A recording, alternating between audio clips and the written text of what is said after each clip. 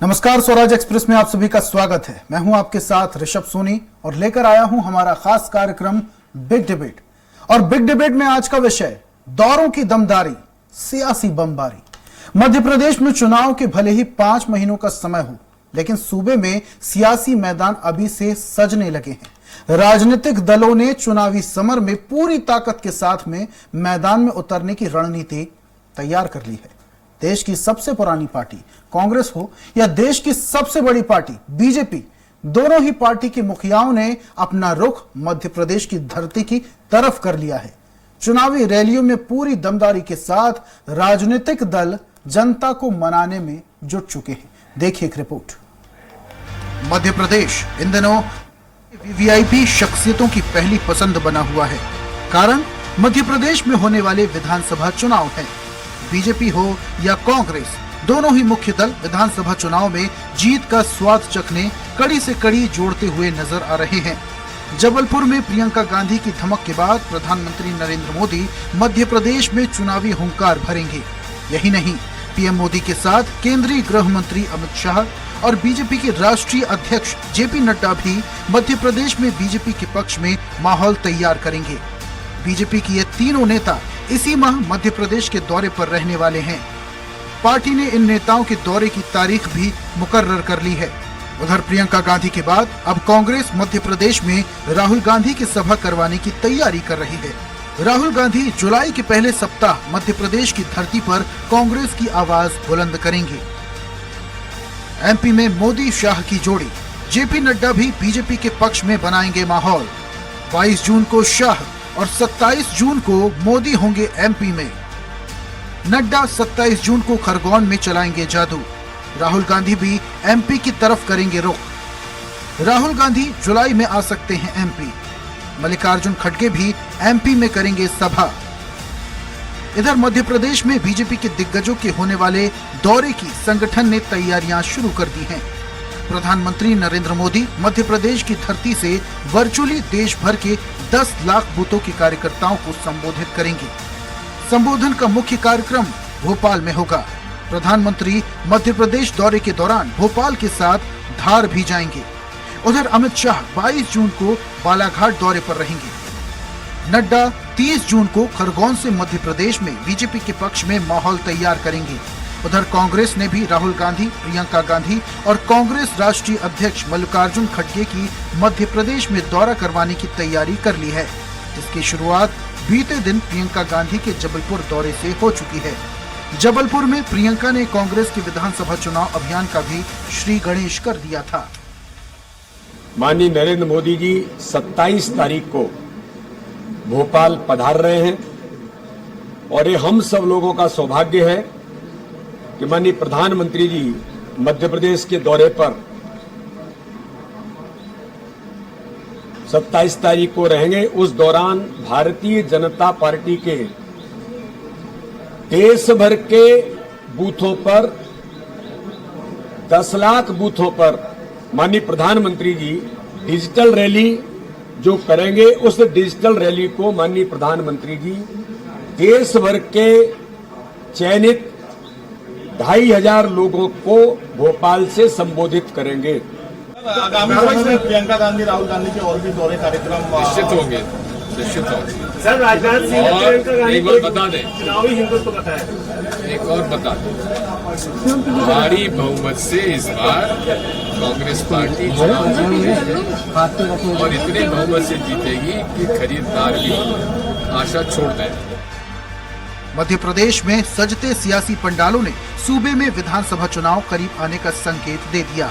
दिग्गजों के दौरे ने मध्य प्रदेश का सियासी पारा भी चढ़ा दिया है। पंडालों से होते लोक लुभावन वादों और घोषणाओं की झड़ी लगी हुई है, लेकिन लोकतंत्र का राजा आम जनता इन दिग्गजों के दौरे और वादों पर कितना भरोसा कर पाती है, ये नतीजों का दिन ही मुकर्रर करेगा। स्वराज एक्सप्रेस के लिए भोपाल से अतुल शर्मा की रिपोर्ट। तो शुरू हो चुकी है दौरों की दमदारी, सियासी बमबारी, लेकिन दौरों का दौर तो शुरू हो चुका है। अब देखने वाली बात यह है कि इन दौरों का असर मध्य प्रदेश की जनता पर कितना पड़ता है। इस पर हम ज्यादा चर्चा करेंगे और चर्चा के लिए हमारे साथ मौजूद हैं बीजेपी प्रवक्ता डॉक्टर ब्रजेश पांडे जी, कांग्रेस प्रवक्ता भी हमारे साथ जुड़ चुके हैं आनंद तारंग जी, आपका बहुत बहुत स्वागत, और वरिष्ठ पत्रकार अवधेश भार्गव जी भी हमारे साथ जुड़ चुके हैं स्टूडियो में। तीनों मेहमानों का बहुत बहुत स्वागत है और इस चर्चा की शुरुआत सबसे पहले कांग्रेस प्रवक्ता आनंद तारंग जी से। तारंग साहब, प्रियंका गांधी जबलपुर पहुंची, मध्य प्रदेश की संस्कार धानी जबलपुर कहलाता है। कई सारी घोषणाएं प्रियंका गांधी ने भी की, कई सारी सौगात देने की बात भी प्रियंका गांधी ने की। अब सुनने को यह मिल रहा है कि आपकी जो दूसरी कॉम्पिटिटर पार्टी है बीजेपी पार्टी, जो इस वक्त सत्ता में है, अब उनकी क्रीमी लेयर के नेता भी अब मध्य प्रदेश का रुख करने जा रहे हैं। प्रधानमंत्री भी आ रहे हैं, जेपी नड्डा भी आ रहे हैं, अमित शाह भी आ रहे हैं। आपको लगता है कि इन दौरों का असर मध्य प्रदेश की जनता पर पड़ने वाला है? भारतीय जनता पार्टी की मध्य प्रदेश से अब चला चली नहीं गिरता है, क्योंकि 20 साल से मध्य प्रदेश में भारतीय जनता पार्टी मध्य प्रदेश में काबिज रही। इसके बाद उन्होंने क्या किया, 4000 करोड़ से कर्जे से मध्य प्रदेश को लाद दिया। अब इसके बाद अगर चुनाव के टाइम पर इस तरह की अगर बातें करें कि हम 1000 दे रहे हैं, 12,500 करेंगे, 1500 करेंगे, 1750 करेंगे, 2000 करेंगे, 2250 करेंगे, 2500 करेंगे, 2700 करेंगे, 3000 करेंगे, ये तो ऐसा लग रहा है जैसे डमरू हम बजाते हैं, इस तरह की घोषणाएं। निश्चित रूप से भारतीय जनता पार्टी मध्य प्रदेश की जनता के चेहरे से उतर गई है, क्योंकि जो जनादेश कांग्रेस को दिया था 2018 में, और जिस तरह से उस पर जनता की पीठ पर छुरा भोंका है भारतीय जनता पार्टी ने, आज मध्य प्रदेश की जनता उताव ली है। क्योंकि जो 15 महीने के शासन में 11.5 महीने का कार्यकाल कमलनाथ जी का देखा था, और जिस तरह से उन्होंने 55 लाख किसानों की कर्जे माफ की घोषणा की थी, जिस तरह से 1 रुपए यूनिट लाइट की घोषणा की थी, जिस तरह से बहुत सारे कामों पे हमने काम चालू कर दिया था, और लगभग 200 से ज्यादा जो हमने वचन दिए थे उन पर काम चालू कर दिया था। भारतीय जनता पार्टी की जड़ें हिल गई थी और उन्होंने ताबड़तोड़ तरीके से खरीद फरोख्त करके दबाव से और कांग्रेस की सरकार को गिरा दिया। तो निश्चित रूप से आज जब से लेकर आज तक जो अराजकता का माहौल पूरे प्रदेश में फैला हुआ, किस तरह से बेटियों के ऊपर बलात्कार के केस मामले हो रहे हैं, और राजधानी में तो आप देख लीजिए प्रतिदिन कोई ना कोई समाचार पत्रों में लिखा रहता है कि आज इस बेटी की हत्या हो गई, इसके साथ बलात्कार हुआ, गैंगरेप हुई, और इस तरह से अराजकता का पूरा माहौल, और चारों तरफ कर्मचारी परेशान, व्यापारी परेशान। तारण साहब, आप अराजकता की बात कर रहे हैं, मैं घोषणाओं की बात करता हूं। जब घोषणाओं का दौर शुरू हुआ था, माना कि 2023 के साल के अंत में विधानसभा चुनाव होने वाले हैं, चुनाव के चलते घोषणाओं का दौर शुरू रहेगा, ये बात समझ में आती है। लेकिन बीजेपी की तरफ से जब लाडली बहना योजना को लेकर घोषणा की गई कि 1000 रुपए महिलाओं के अकाउंट में डाले जाएंगे, उन घोषणाओं को कॉपी करते हुए आपकी पार्टी ने भी कई सारी घोषणाएं की। ना सिर्फ नारी सम्मान निधि योजना, उसके अलावा बिजली को लेकर भी घोषणा की गई, बहुत सारी घोषणाएं भी की गई। तो आपको नहीं लगता कि आपकी पार्टी भी दूसरी घोषणाओं को देखते ही देखते घोषणाएं कर रही है? नहीं, ऐसा नहीं है। ये जो घोषणा की है महिलाओं के लिए 1500 रुपए की, ये हमारी दूसरी सरकारों ने भी इसके पहले घोषणा की है, और उसकी नकल भारतीय जनता पार्टी ने की है। अगर हमने 500 रुपए सिलेंडर की बात की है, तो निश्चित रूप से 500 सिलेंडर आपने देखा होगा कि राजस्थान में चालू हो गया। तो अगर हम कोई वायदा करते तो उसे पूरा करते। अगर हमने कर्नाटक में कोई घोषणा की थी तो उस पर भी अमली जामा चालू हुआ। आपने देखा वो महिलाओं को निःशुल्क बसों में परमिट कर दिया, वो अब उनके पास कोई बसों में बैठने में कोई पैसे नहीं लिए जाएंगे। तो ये हमारे मुख्यमंत्री जी यहाँ मध्य प्रदेश की राजधानी मध्य प्रदेश में आए थे और उज्जैन की नगरी में वहां पर बोल के गए थे। और आपने देखा होगा भारतीय जनता पार्टी तो किस तरह भगवानों के साथ भी खिलवाड़ कर रही है। आपने देखा होगा उज्जैन में 80% का कमीशन खोरी हुई है, क्योंकि जो मूर्तियां हैं वो 50-50, 60-60 हजार की, चलिए ठीक है, उनके 18-18 लाख रुपए लिए। और किस तरह से भगवान शिव ने भी अपना टांडा मचा दिया और जनता को बता दिया कि ये सरकार हमारी द्रोही है, भगवान शिव को भी नहीं मानती। और आपने देख लिया कर्नाटक में किस तरह से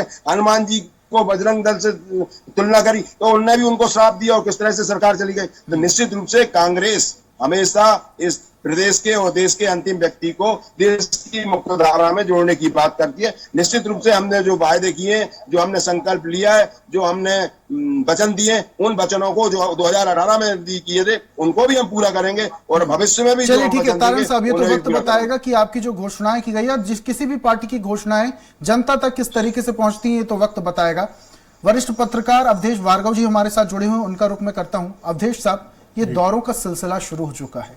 मध्य प्रदेश में विधानसभा चुनाव या किसी भी स्टेट में विधानसभा चुनाव रहे या किसी भी दौर के चुनाव रहे, तो वहां पर आला कमान के नेताओं का दौरा शुरू हो चुका है। ऐसा ही मध्य प्रदेश में कुछ देखने को मिल रहा है। बड़े बड़े नेता मध्य प्रदेश का रुख कर रहे हैं, चाहे मैं कांग्रेस पार्टी की बात करूं या बीजेपी की बात करूं। आपको लगता है कि इन दौरों का असर जनता पर पड़ता है? देखिए, ऐसा है, असर तो जनता पर बहुत पड़ रहा है। कोई भी वीआईपी आता है तो उसकी व्यवस्थाओं में सरकार जनता के टैक्स के पैसे का दुरुपयोग करती है, खर्च करती है, और जनता को क्या मिलता है? जनता ठगी की ठगी रह जाती है। ये अपना प्रचार करने के लिए, वैसे इसके पहले क्यों नहीं आए इतने वीआईपी नेता? प्रदेश की हालत देखने आते, प्रदेश में जब भी कोई ऐसा हादसा होता है उस समय आते, लेकिन नहीं। अब जब प्राइम मिनिस्टर आएंगे, होम मिनिस्टर आएंगे, बड़े बड़े नेता आएंगे, जेपी नड्डा आएंगे, तो उनकी व्यवस्थाओं में कितनी फोर्स लगती है। बिल्कुल। आज भोपाल में धार्मिक कथाएं भाजपा के मंत्री करा रहे हैं या प्रदेश में करा रहे हैं, वहां दूसरे जिलों का पुलिस बल लगाया जा रहा है। ये इसका पैसा, भत्ते का पैसा, ये कहां से जाएगा? जनता के टैक्स से जाएगा। तो कम से कम जनता के लिए आप कुछ तो करो। आप घोषणाएं कर रहे हैं, आपने अभी तक जितनी 18 साल में घोषणाएं की, उसमें कितनी घोषणाएं पूरी हुई, उसका एक व्हाइट पेपर लाना चाहिए, जनता को बताना चाहिए। सत्तारूढ़ दल का ये कर्तव्य है, ये उनकी ड्यूटी बनती है कि अपनी घोषणाओं को वो उजागर करें कि हमने इतनी घोषणाएं की हैं और इतनी पूरी की हैं।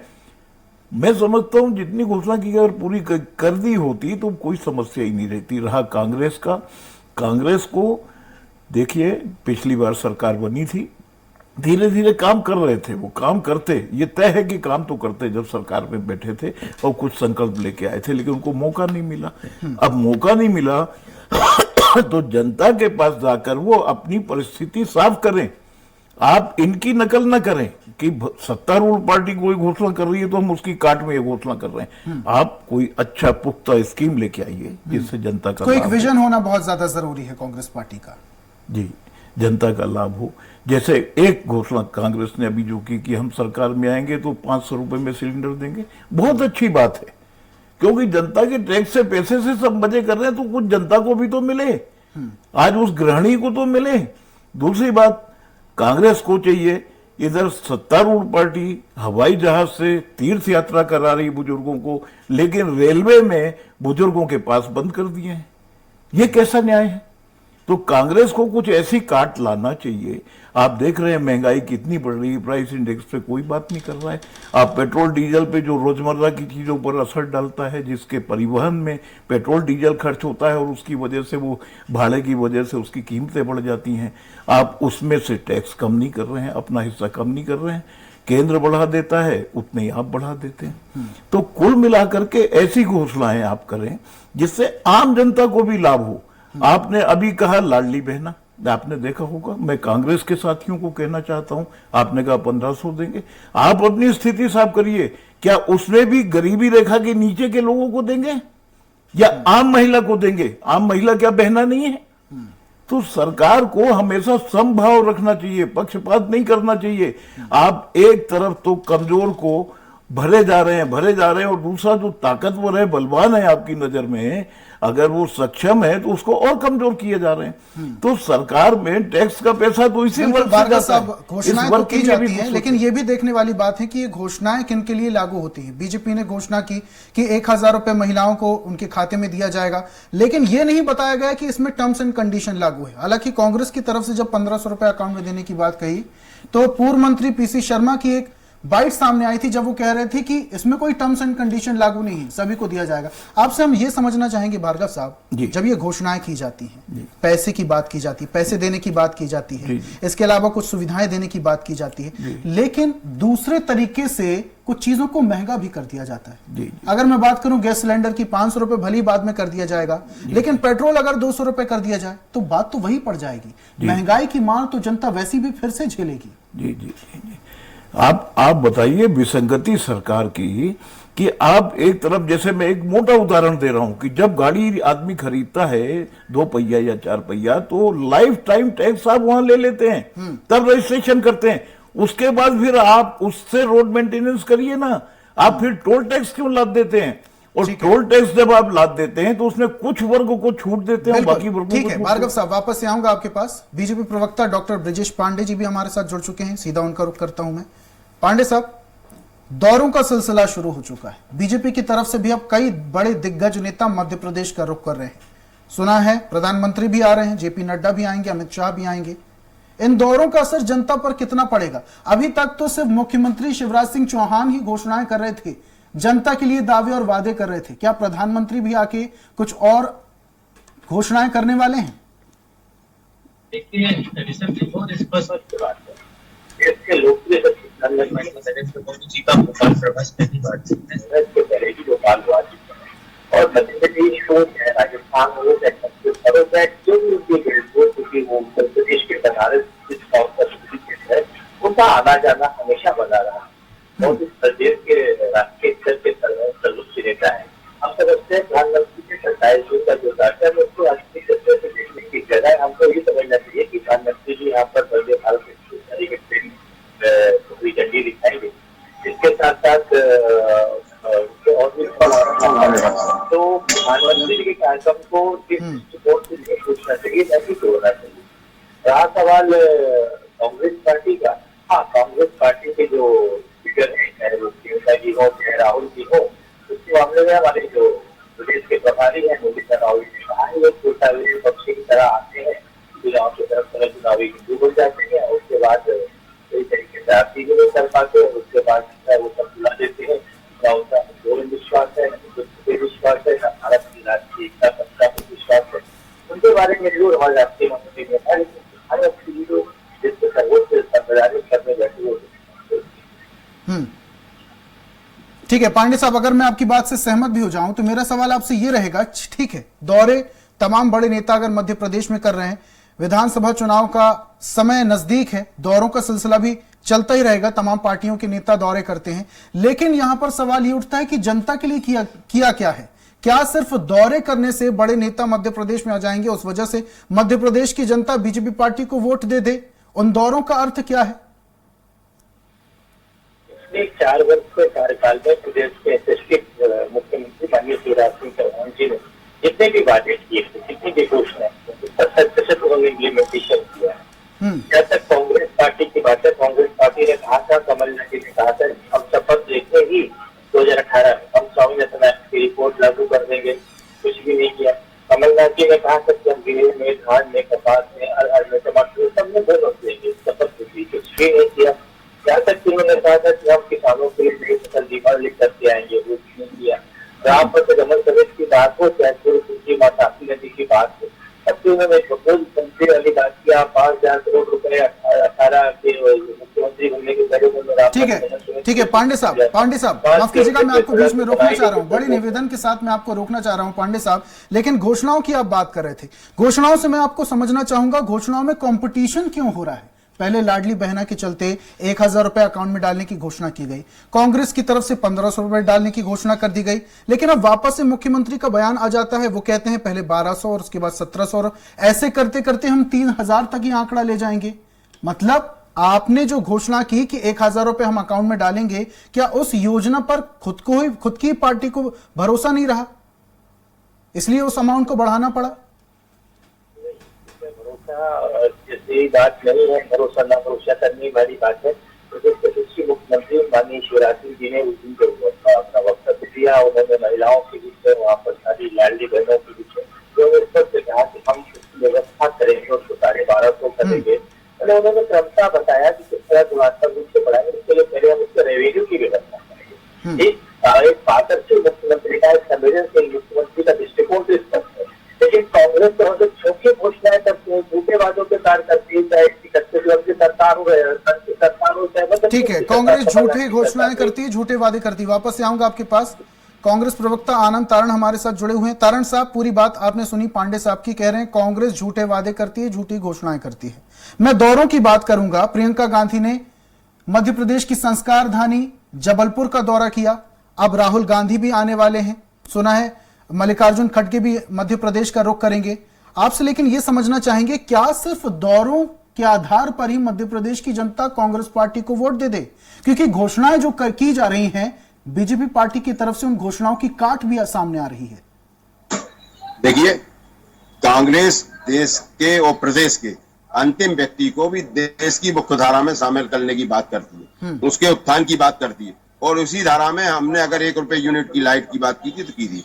अगर हमने 500 रुपए का सिलेंडर की बात की है तो पूरे प्रदेश के आम आदमियों को जो सिलेंडर उठाएंगे उसके लिए 500 रुपए मोड़, उसमें कोई छोटे आदमी और बड़े आदमी की बात नहीं।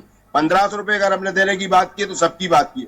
अगर हमने कर्मचारियों के पेंशन की बात की है तो सभी कर्मचारियों की बात की है। तो निश्चित अब भारतीय जनता पार्टी वाले कह रहे हैं घोषणा, तो भैया हमें बता दें कि जब सत्ता में आने को आतुर थी भारतीय जनता पार्टी, तब बोलती थी 2 करोड़ नौजवानों को प्रतिवर्ष नौकरी देंगे, काला धन लाएंगे, डीजल पेट्रोल के रेट कम हो रहे हैं, बढ़ रहे हैं, कम करेंगे। आज तो 1100 के पार हो गए। भैया कहाँ है? शर्म से हमारा मस्तक झुक रहा है, रुपये का मूल्यन हो रहा है। क्या हुआ उसका? जीएसटी के कारण कितनी महंगाई हो गई, आज चरम सीमा पे हो गई। 3 गुना टैक्स वसूल रही है भारतीय जनता पार्टी की भारत सरकार। और दूसरा ये है कि नोटबंदी के बाद कौन से चौराहे पर प्रधानमंत्री आ गए 50 दिन के बाद। तो ये पहले अपनी गिरबान में देखें कि आपकी गिरबान कितनी काली हुई है, कितने धब्बे लगे हुए हैं। कांग्रेस पे आरोप करते हैं, कांग्रेस ने तो जो वायदे किए उन्हें अक्षरांश पूरा किया है। और निश्चित रूप से हमने जो पहले वायदे किए थे और आज हम वायदे कर रहे हैं उनको निश्चित रूप से हम पूरे करने की कोशिश करेंगे। जो वादे करती है, उन्हें पूरा भी करती है। ठीक है, चर्चा मैं अंतिम दौर में है। मैं और आभार व्यक्त करना चाहता हूं हमारे वरिष्ठ पत्रकार आदरणीय अवधेश बजाज जी का। उन्होंने बहुत साफ तौर से बात की है। निश्चित रूप से जो एक पत्रकारिता का मापदंड है उसका उन्होंने पालन किया। मैं उनके प्रति आभार व्यक्त करता हूँ। चलिए ठीक है, ब्रजेश पांडे जी, आनंद तारण जी, चर्चा अपने अंतिम दौर में। आखिरी सवाल अवधेश भार्गव जी से लेना चाहूंगा मैं। भार्गव साहब, दौरों का सिलसिला शुरू हो चुका है। घोषणाएं तो बहुत लंबे समय से चलती आ रही हैं, लेकिन अब दौरों का सिलसिला भी शुरू हो चुका है। दोनों ही बड़ी पार्टियों के बड़े नेता मध्य प्रदेश का रुख कर रहे हैं। लेकिन जनता किस आधार पर किसी पार्टी के प्रत्याशी को वोट दे दी? क्या बड़े नेताओं का ही दौरा करना काफी होता है या उन पार्टियों का इकाई स्तर पर जाकर कुछ काम करना भी जरूरी होता है? देखिए, सबसे पहली चीज तो है काम जो इनको करना था 5 साल में कर लिया, और जो नहीं हो पाया वो चल रहा है। सबसे बड़ी चीज है, जनता तब प्रभावित होती है जब उसका ब्रेन वॉश किया जाए, उसके दिमाग में ये चीज जमा दी जाए कि तुम्हारे लाभ की ये चीज है, और उसके लिए आपको हर जनता से मिलना पड़ेगा। ये बड़े नेताओं के दौरे से कुछ नहीं होगा। अब वो जमाना गया। सबसे बड़ी चीज ये है कि सत्ता पार्टी हो या विपक्ष हो, दोनों को घोषणाएं तो करना चाहिए, लेकिन ये बताना चाहिए कि इस घोषणा के लिए आपूर्ति कहां से होगी, रुपया कहां से आएगा। वित्तीय प्रबंधन का प्रथम सिद्धांत है कि हम सोचते हैं कि रुपया आएगा यहां से और जाएगा यहां। आप जाएगा यहां तो बता रहे हैं, लेकिन आएगा कहां से? और मैं बताता हूं कहां से आएगा। वो जनता के ऊपर टैक्स लाद के आएगा। जनता को आप और कर्जदार बनाना चाहते हो, उस पर और बोझ डालना चाहते हैं, तो आप पहले घोषणाएं खूब करिए, लेकिन ये जरूर बताइए कि हम रुपया यहां से लाएंगे और यहां खर्च करेंगे। दूसरी बात, जनता के दिमाग में जमाइए। आज जनता जो परेशान है, भोपाल में 2 दिन में 1 दिन पानी मिल रहा है, एक टाइम पानी मिल रहा है, आप महीने का बिल ले रहे हैं। आप पेयजल का प्रबंध करिए, कुछ इधर देखिए। उसके बाद आप देखें कि सब्जियों के भाव कहां जा रहे हैं। आप रोजमर्रा की चीजों इनको सस्ता करने की सोचिए। इनमें जो परिवहन में डीजल पेट्रोल का भाव बढ़ रहा है, इस पर कंट्रोल करने, आप इसमें थोड़ा अपना मुनाफा कम कर दीजिए ना, अपना टैक्स कम कर दीजिए। आपने उसमें सेस भी लगा रखा है, आपने उसमें रोड के मेंटेनेंस का भी लगा रखा है, दुनिया भर का सब लगा रखा है। आप तो कुल मिला के भार्गव साहब ये समझा जाए कि घोषणाएं करने से कुछ नहीं होता, उन घोषणाओं का मूर्त रूप कितना आकार लेगा या उसे किस तरीके से इंप्लीमेंट किया जाएगा, ये भी जनता को बताना बहुत ज्यादा जरूरी है। तब जाकर वोटों पर कब्जा किया जा सकेगा। जहां उसका लाभ दिखेगा वहां वोट करेंगे। ठीक है, बहुत बहुत शुक्रिया हमारे साथ जुड़ने के लिए भार्गव साहब। तीनों मेहमानों का हमारे साथ जुड़ने के लिए बहुत बहुत शुक्रिया। ठीक है, बीजेपी प्रवक्ता हमारे साथ ब्रजेश पांडे जुड़े हुए थे, कांग्रेस से आनंद तारण जी और वरिष्ठ पत्रकार भार्गव साहब हमारे साथ जुड़े हुए थे। तीनों मेहमानों का हमारे साथ जुड़ने के लिए और अपने तर्क रखने के लिए बहुत बहुत शुक्रिया। आगे एक नए विषय के साथ, एक नई चर्चा के साथ कल फिर हाजिर होंगे। तब तक के लिए मुझे दीजिए इजाजत और आप देखते रहिए स्वराज एक्सप्रेस।